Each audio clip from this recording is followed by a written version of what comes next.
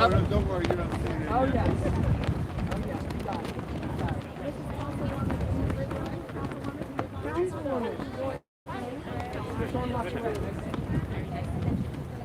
We have Walter Mugden here from EPA. I'm Walter Mugden from USA. Survived the last administration? Well, I'm still here. God bless you. Not only that, you guys shared a stand with us. It's been a lot. Very, very delighted that been able to do that.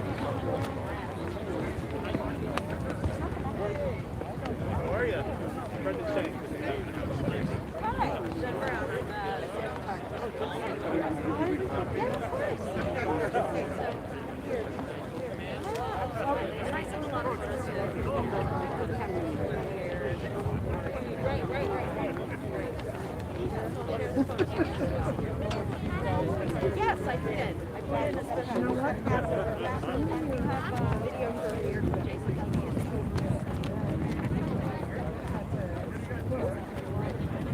Okay. And then if, a lot of times I share photos with them, so if our friend, you'll probably will. Probably green out. But yeah, we share with them as well. Okay.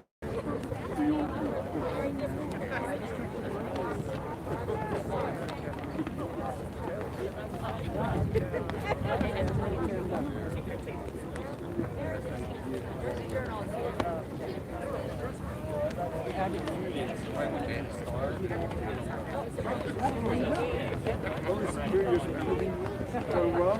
Good? Good. How's the legislature?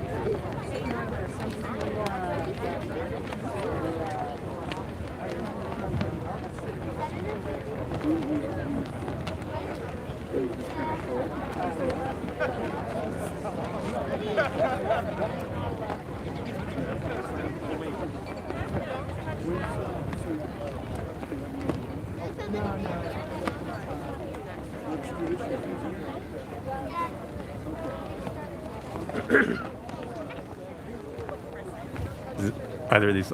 Good morning, or afternoon, everyone.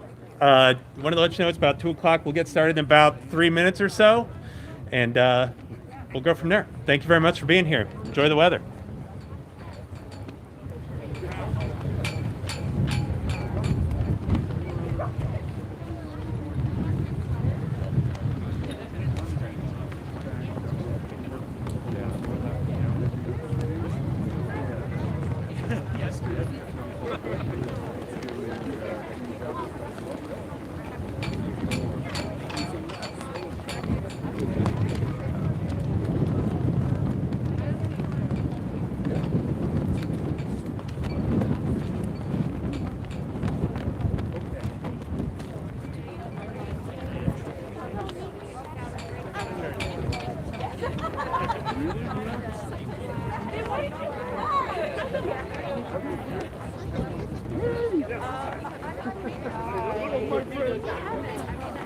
Commissioner, this is not make sure, but it's that so that we can get trained to do wastewater storage. Yeah, there's such a Yeah, I know you know what it is.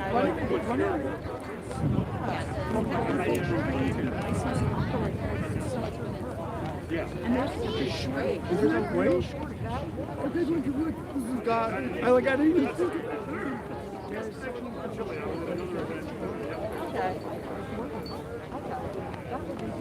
Yeah, that'd be great.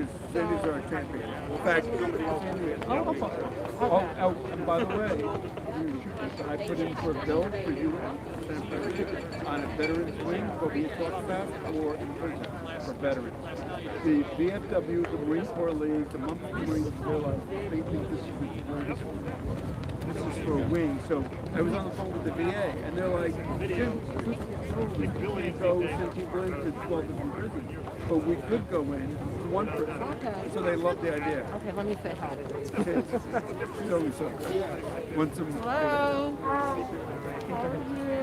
Go ahead, good. All right, Sean. Yeah. I'm so excited.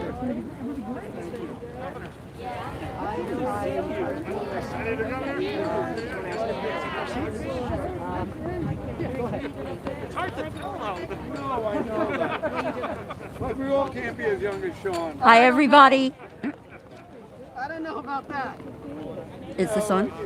I don't know. If everyone,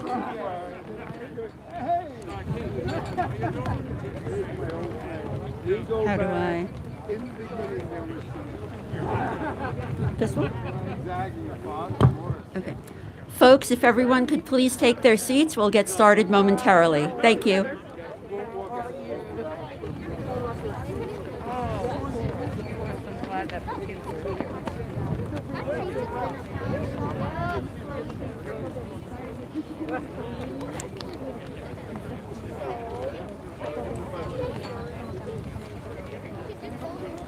Okay. Thank you. Yeah, that's good. You ready?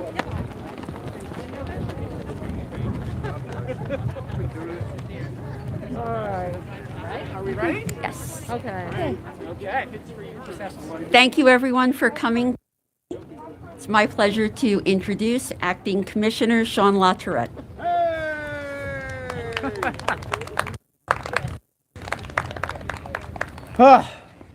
Well, good afternoon, everyone. Thank you for joining us. It is such a pleasure to be here on this beautiful day and to close out Earth Week here at Liberty State Park in Jersey City. Such a beautiful city. And we are so fortunate to be joined by my Deputy Commissioner for Environmental Justice and Equity. Where are you, Olivia? Ah, there's Olivia. And so many others who will introduce shortly. I wanted to share how important to the state that this place is and what it represents. I had the good fortune of speaking to the students here behind us about how parks, these great open spaces, how they are for everyone, no matter where you come from or how much money you make or what you look like or where you live or who you love. Spaces like this are for all of us.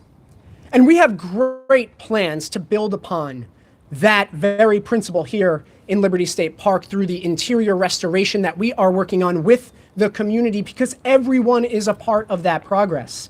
And Olivia will speak to how we all get to be a part of progress, that as we work to enhance open spaces like Liberty State Park, that in doing that, we have greater justice.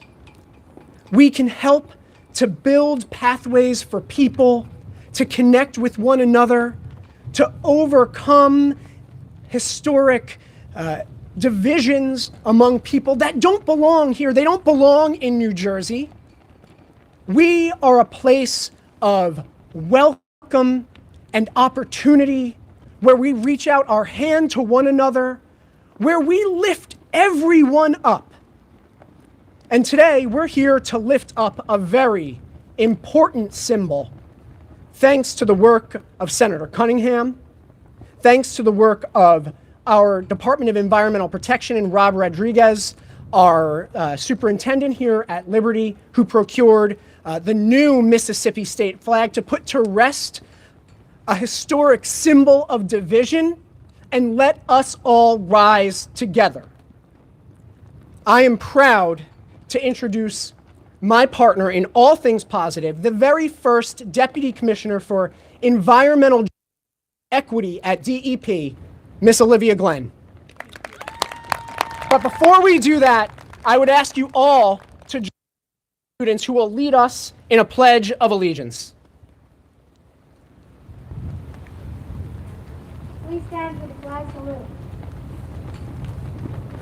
I pledge allegiance to the flag of The United States of America, and for which it stands, under God, indivisible, with liberty and justice for all. God bless America. Olivia?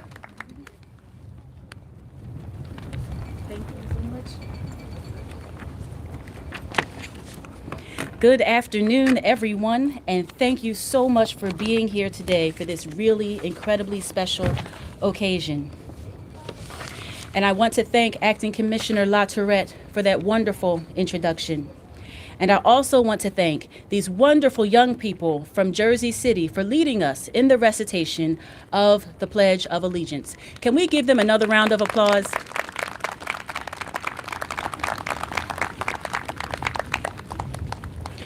We are here today because we know and we understand that symbols matter, especially in our environmental justice communities. When we think about environmental justice, what first comes to mind is protecting the environment and health of those communities. But environmental justice is also about respect and meaningful involvement. We must show all of our New Jerseyans that we respect them. Green space is a precious commodity in New Jersey, especially in our highly urbanized communities. Environmental justice does not only offer access to and enjoyment of open space, but also the provisions to ensure that all feel like they belong.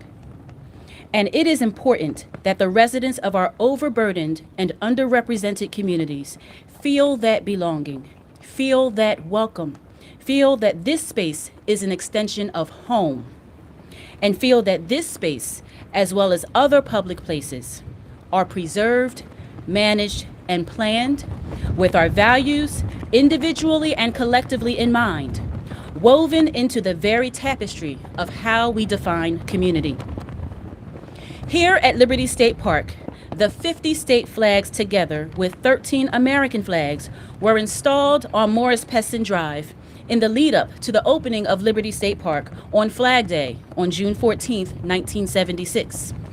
And each year since, from April through November, these flags fly proudly, displayed in the order of each state that joined the Union.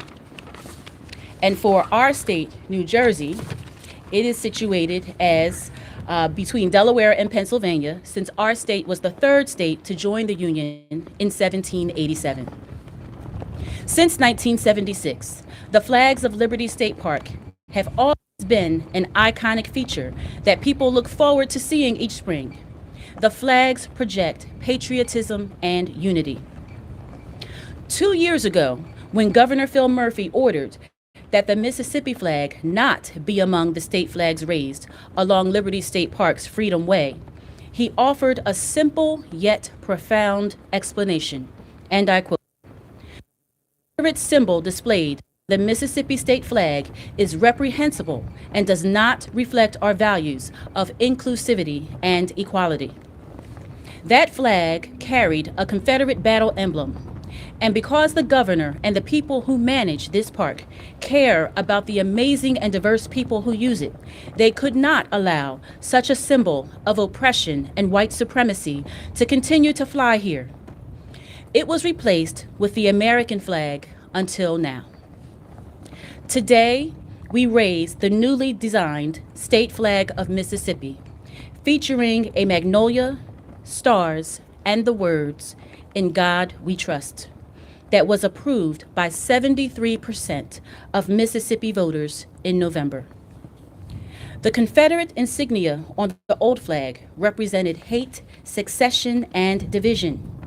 Its message was the antithesis and a mockery of what this park is meant to symbolize: liberty and freedom. What it is of inclusion and unity. And now I am pleased to direct Liberty State Park Superintendent Robert Rodriguez and Park Maintenance Specialist Andy Rampersad to raise the new Mississippi state flag.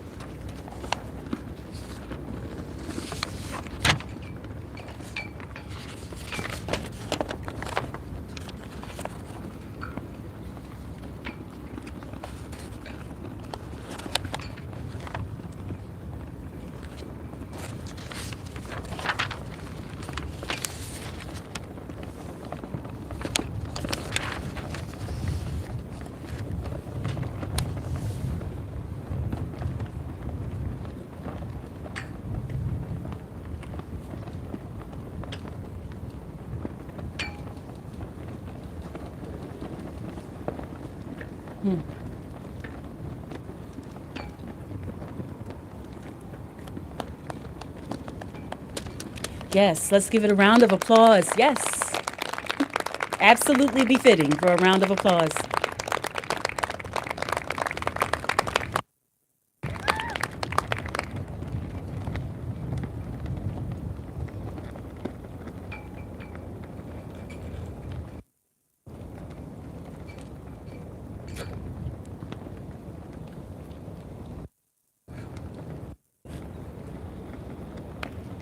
Thank you so much.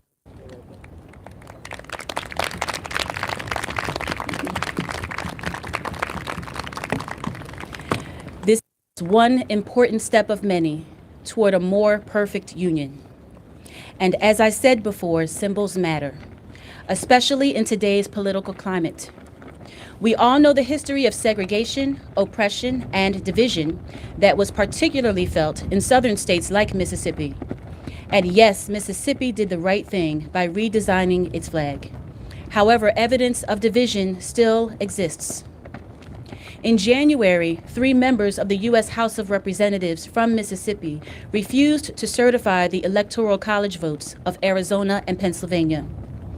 Though there was no evidence of election impropriety in either state, they continued to object to the results that gave the victory to Joseph Biden and Kamala Harris. Their efforts to undermine the democratic process clearly signal that we have much more to do to continue to unify the nation, but certainly we do have a lot to celebrate today. I am deeply heartened to see that the people of Mississippi made their voices heard and succeeded in changing their flag to be more inclusive. I hope that they will continue to hold their lawmakers accountable, as we all should, and that the Magnolia State moves forward in a way that continues to unite rather than divide its residents. Before I end, I'd like to talk about some other efforts to promote diversity and inclusion here at Liberty State Park.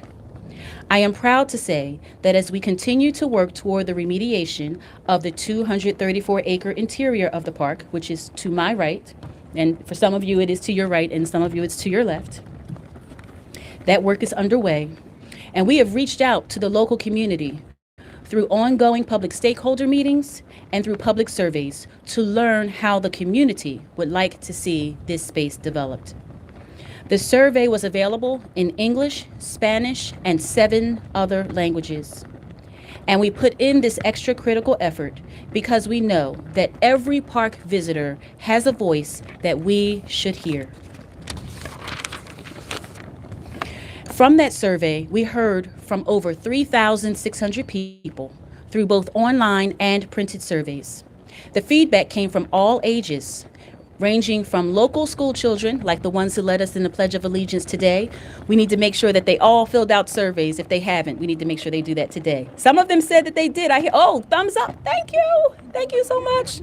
Okay. Woohoo. That is democracy in action. That's civic engagement. Thank you so much. Carry that forward with you, and our country will continue to be a better place. So overall, 11% of the responses were from those 18 and younger. And 75% of the survey responses came from residents within zip codes in Jersey City. We know that Jersey City residents truly love this park and have opinions they'd like to share. This feedback is critical if we are to make sure this community knows and understands we as the state consider their opinions valuable and their priorities important as we prepare for the upcoming work on the interior. Liberty State Park is an amazing national and international destination, complete with historic spaces, but it's also a local park that must meet the needs of its diverse community. I look forward to the day that the interior restoration of the park will be complete for the enjoyment of the people of Jersey City and visitors throughout New Jersey and beyond. And now it is my pleasure to invite some local voices who have shown their dedication and their passion for Liberty State Park. First, I would like to introduce Councilwoman Denise Ridley. Let's give her a round of applause.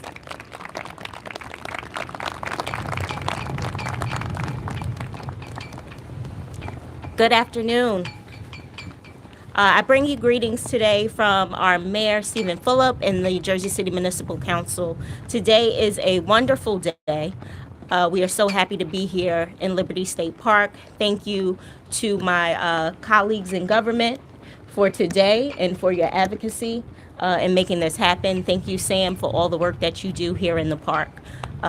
Jersey City is the most diverse city in the nation. So this is fitting that we are raising this flag today, a flag that is inclusive of all that this country represents. You know, we spoke the words earlier with the children of one nation under God, indivisible, with liberty and justice for all. And I feel like this is what the new version of the flag is representing, because the old one didn't. So, you know, for us to raise this flag here with so many different cultures and ethnicities in Jersey City, it helps to make everyone feel included. And this park is a place for everyone in Jersey City. So I thank you all for all those who were involved in having this done and making sure that this was a success and raising this new flag today. We thank you from the bottom of our hearts in Jersey City. And we now will look up and remember what was there and know what's there now as we run, walk, and drive through Liberty Park, a park that we love. Thank you so much.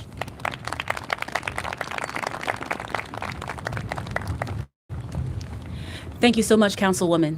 And next I will call up Senator Sandra Cunningham. And as she's coming, I want to thank her for her advocacy and her proactivity as she wrote a letter to the governor noting that the Confederate symbol was still hanging on a flag that we hung in the park. So thank you so much for being here. Thank you. Thank you, and good afternoon, everyone.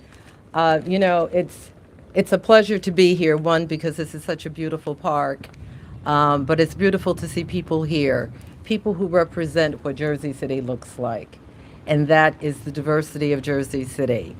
It's beautiful, and it is as beautiful as this park, and when you look around, you see the diversity, even in the colors of the trees.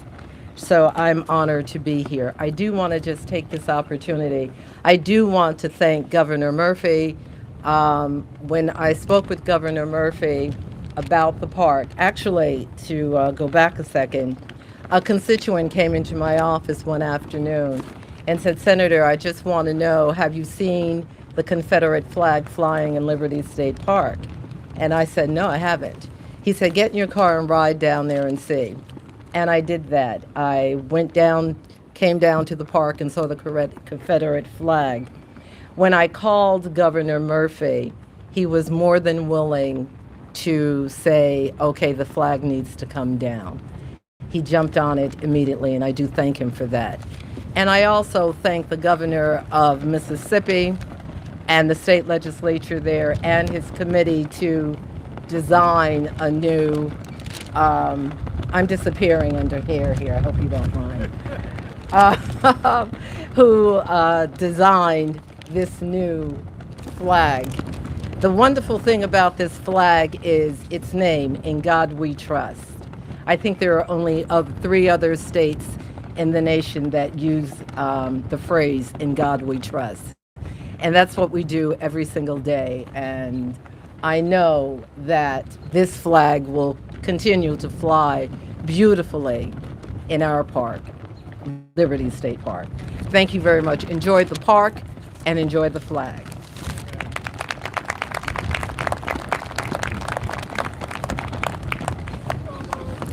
Thank you so much, Senator Cunningham. And next, we will call up the incomparable Assemblywoman Angela Mcknight.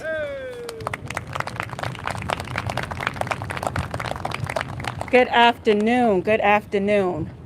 Just watching the flag raised to the top, I was in awe. And I'm happy to know that it once again is standing with all the plethora of flags here in unity. But I want to just take your attention to the children. We have shown today the children that when you work together, amazingly things can happen. We are giving them the roadmap of what advocacy and democracy is. And to the people in Minneapolis, I'm about to say the wrong state, in Mississippi, 73% of them voted yes. That shows the unity and change. Jersey City is very diverse, and we have a plethora of cultures here who will, again, walk and drive throughout this park. And the children will be able to know what they did today. So, for the children who led us in the Pledge of Allegiance, I want you to go back and tell your fellow classmates and your family that you were part of making change today. And when you get older, I want you to tell your grandchildren and your children on April the 23rd, 2021, you made history. And to everyone, all the advocates who's here today, I want to say thank you. And God We Trust is on the Mississippi flag. And I trust God, and I trust you all that we will continue to do all that we can to make sure that we all live in peace and harmony. So thank you, and I look forward to continuing the work, because the work is not done. This moment today, we need to embrace it, but tomorrow, let's continue to fight for what is right. So thank you again, and may God bless you.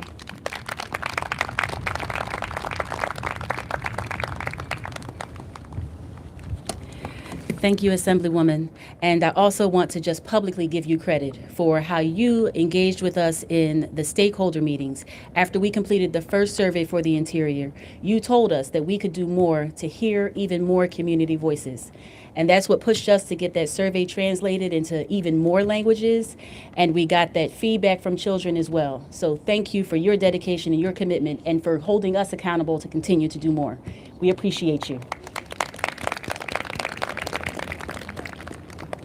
So next, I am delighted to invite a wonderful colleague, Walter Mugden, who is the Acting Regional Administrator for EPA's Region 2, which includes New Jersey, New York, Puerto Rico, and the Virgin Islands. Thank you for being here.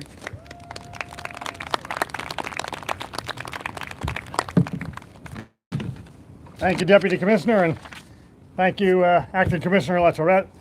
It's a delight to be here. In addition to the jurisdictions that the Deputy Commissioner mentioned, we are also proud to have 8 federally recognized Indian nations within the jurisdiction of EPA Region 2. So I bring you greetings for this wonderful Earth Week, and I'd like to acknowledge as well Councilwoman Bradley and Assemblywoman Mcknight, and of course State Senator Cunningham. Thank you for your words. It's a real honor to be able to stand with these fine public servants and with all of you today in solidarity on the fundamental issue of equality for all and justice in all forms, applied without favor and free of bias. So I've worked at EPA for almost 46 years, and I have seen firsthand that discrimination most certainly does occur in the environmental sector as it occurs elsewhere.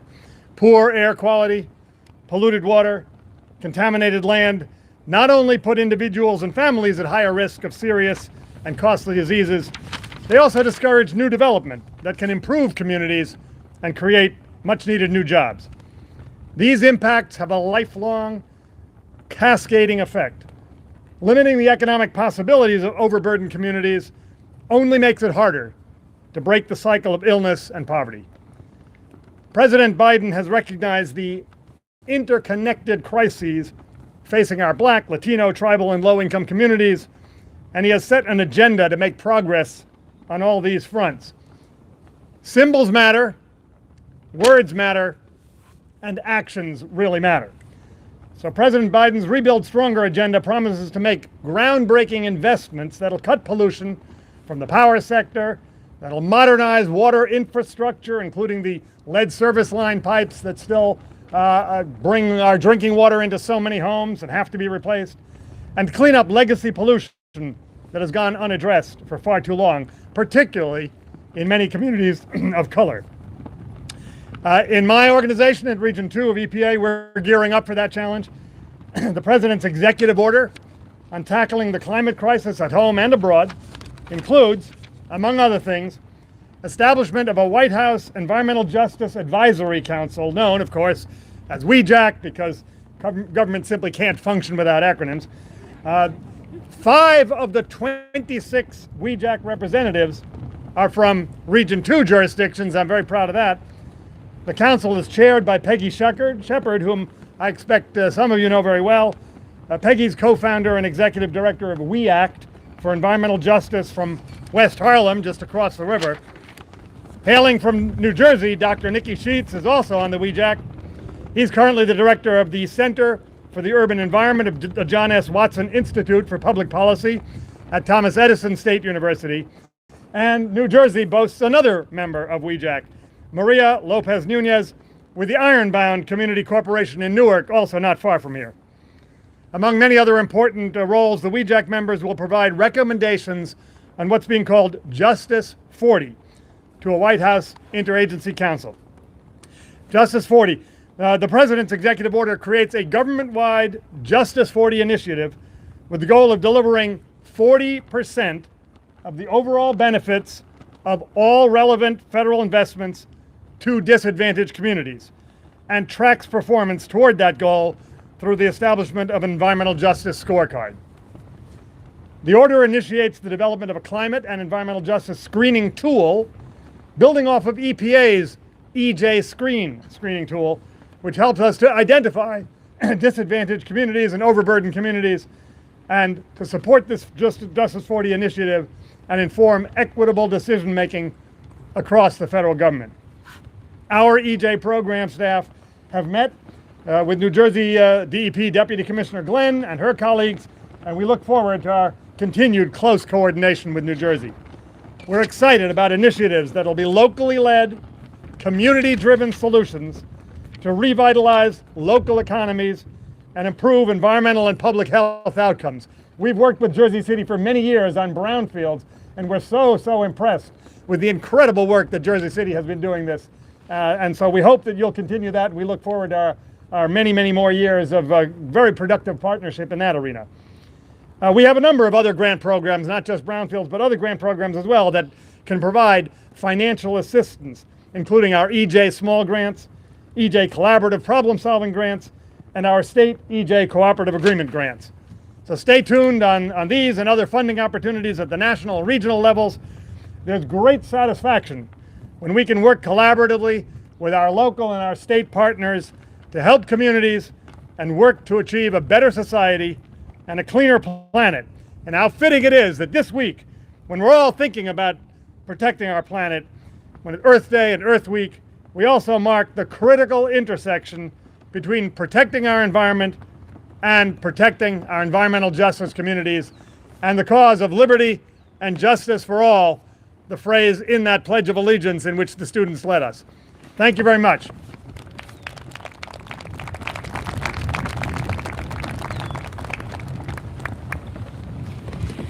Thank you so much, Acting Regional Administrator. It has truly been a pleasure to work with you and your team. And if you don't mind, they've been so phenomenal. If they could just raise their hands, just want you to know that they're really here with a presence as well. The folks from the EPA that are here. Great, we have Amica Meta and Tawana Joseph right back there. They have been incredible partners, and we're grateful for them. And also, too, I can just take a moment to note the DEP employees who are here. If you guys just want to wave your hands.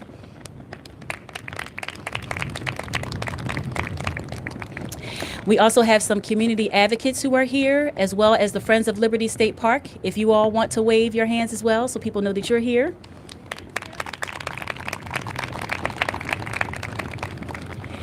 And it looks like we may have some actual park visitors who are here as well, especially a little guy who's clapping his hands today. We recognize you for being here too. Oh, that's Senator Cunningham's grandson. Oh, I'm sorry, Assemblywoman Mcknight's grandson. Yes, delighted to have you here. And now we have our final speaker for today, Mr. Keith Baden, who is the chair of the NAACP's New Jersey State Chapter, and he chairs the Committee on Armed Forces and Veterans Affairs.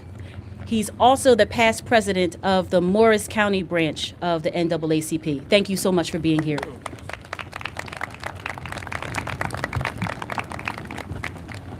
I took my shot. Deputy Glenn, I want to thank everyone, distinguished elected officials and civil servants that serve New Jersey and the federal government. And youngsters over there, I am an immigrant.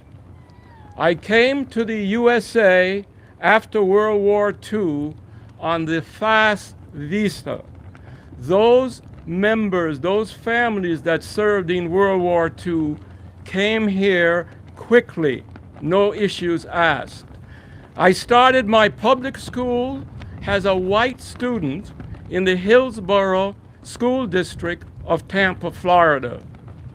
Then my dad, British Navy, World War II, 39-46, decided to go to Brooklyn because he was now in the real estate business. I became a Brooklyn Eagle newsboy. And at the first newsboy event, Hotel St. George, 1951, Jackie Robinson was the speaker, the primary speaker. Jackie Robinson said something. I am an NAACP member. And that started my NAACP heritage. And young people, keep in mind, no matter who you are, where you came from, you can excel, be what you want to be, and be happy. I've been happy for 60 years in July. My wife of 60 years, Yvonne, she's from the Bronx. She's a foreigner. She's a foreigner from the Bronx.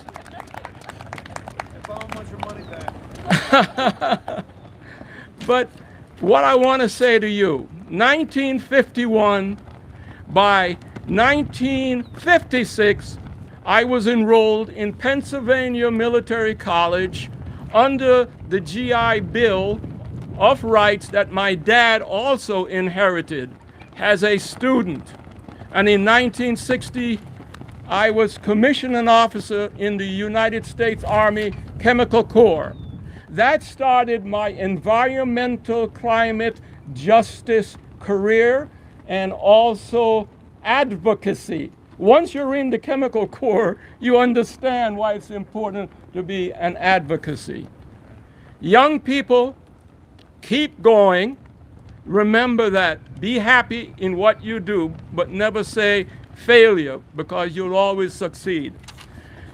Then after, I became a special assistant in the Ford Nixon administration, special assistant developing the Toxic Substance Act for industry. After that, my NAACP heritage continued. and I was coordinator and chair of the Pennsylvania Bicentennial NAACP event, 1976. And we're going to celebrate it before the other bicentennial, tricentennial coming up sometime this year, sometime in this century. I don't think I'm going to be there. But what I want to say, my NAACP heritage continues. And I bring you greetings from the New Jersey NAACP State Conference, founded 1911, and now in the centennial year. We continue to be strong. We continue to aim for perfection for the Constitution and the U.S. Bill of Rights for all citizens, including immigrants like me. But what I wanted to say, under my NAACP heritage, I was proud to say not only was I German, but I was a Black African German. And that's what I became in Brooklyn, and that's what I continue. Because where you came from, it's important. And celebrate your heritage. Keep it, don't lose it. But every time I come here, I look at the Statue of Liberty, and I remember my heritage as an immigrant. And the other thing, when I stand here, this is a NAACP Heritage Park.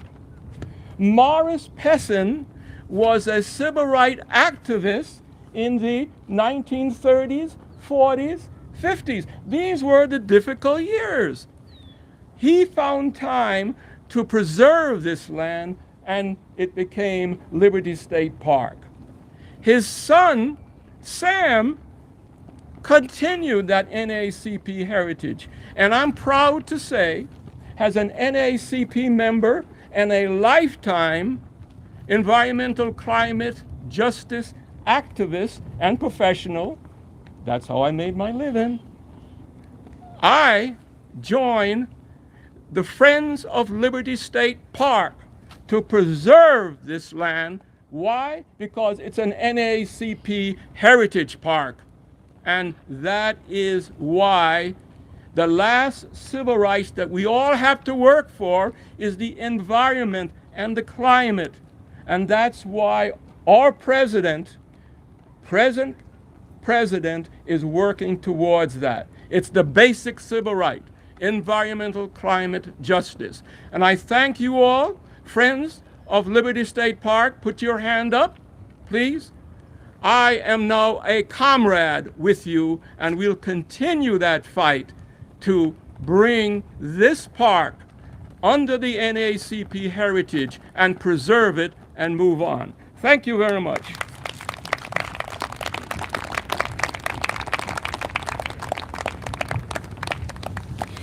Thank you so much, Mr. Baden, for your work over the decades and just the wonderful legacy that you are. And we thank the NAACP and all the community voices who have been a part of shaping what we do in the park today and every day. And so I just want to thank everyone again for joining us today for this really remarkable occasion. I look forward to working together in the future in the spirit of meaningful involvement to continue to foster equity and justice for Jersey City and communities across New Jersey. Thank you again.